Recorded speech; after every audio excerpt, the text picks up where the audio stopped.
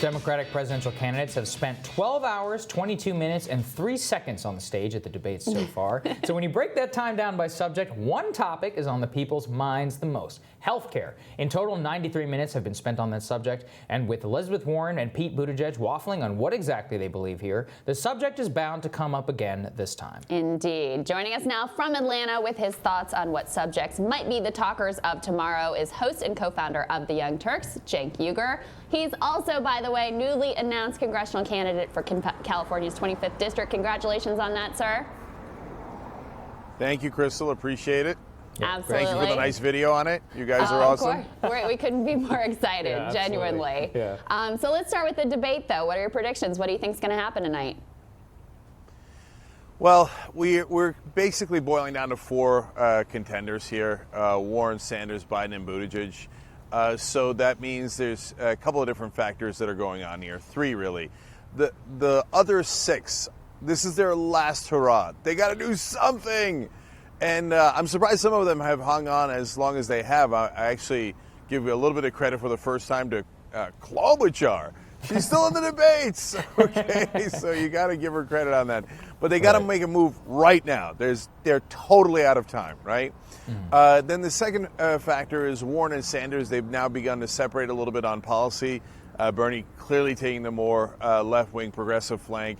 Warren starting to inch a little bit more towards the center. We'll see if that makes a difference. Usually they're a united front, but we'll see if they're united in this debate. And the last thing is Buttigieg is now leading in Iowa, so is the press ever going to do their job? Will he ever get a hard question in the debates or in his entire life? Yeah, so that's another interesting question to look for. That is the most pressing question we have, Cenk. One interesting, this is, of course, the first debate after you endorsed Bernie Sanders for president. So now, from that lens, what would you like to see him do tonight in particular? Look, I always vote for more aggressive. So he's been doing a better and better job of that in the debates. Just say, look, these guys...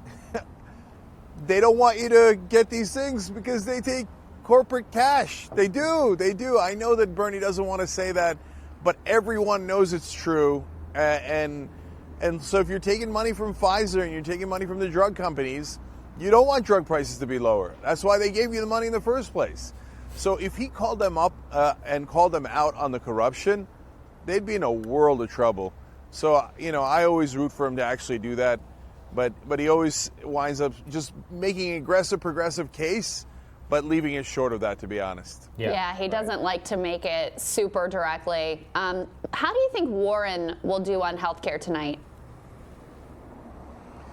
So, look, I think Elizabeth Warren made a mistake. I think that her new approach to Medicare for All is legislatively clever, but politically untenable.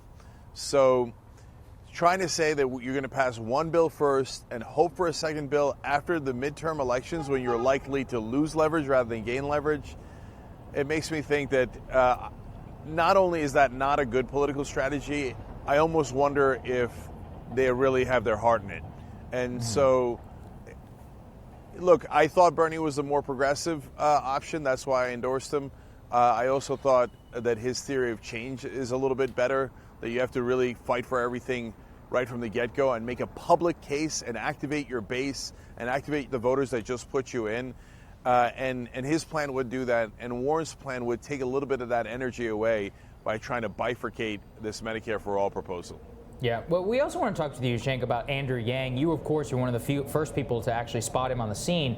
His campaign seems to have taken a different tack now. They're running much more conventional style ads. They're, running on Medicare for All, not really talking as much about UBI. What do you think of his strategy, and what do you think he needs to do on the debate stage tonight? Yeah. So I love that Andrew's out there, and the reason I love it is because I like new ideas, I like outsiders, and that's what Andrew's doing. Now, at the end of the day, I'm a progressive, so I think Bernie's progressive plans are better, but I like that he's aggressively fighting for new ideas. What Washington doesn't understand is that people don't like them. I'm just giving it real. The polling shows that people don't like the establishment. They don't like regular politicians. And so they keep looking at Andrew like, oh my God, like almost like, how dare he? Does he not know that you have to be an esteemed politician that people in Washington respect? No, people hate that. So when they see Andrew, they see a real guy, a smart guy, and someone fighting for them in his own way. Now, again, I prefer Bernie Sanders' policies, but I really respect what Andrew's done in this race. And candidates like that usually have a ripple effect through time.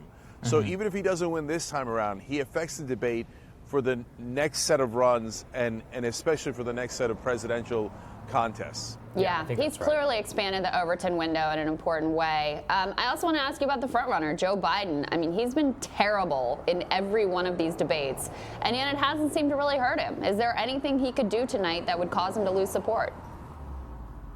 Joe Biden. Yeah. So Joe Biden is a mess. But and people think that the press has challenged them, and from time to time they have, way more than Buttigieg. So I can see it with my own eyes. We could all see it. Now, having said that, they haven't challenged them nearly enough.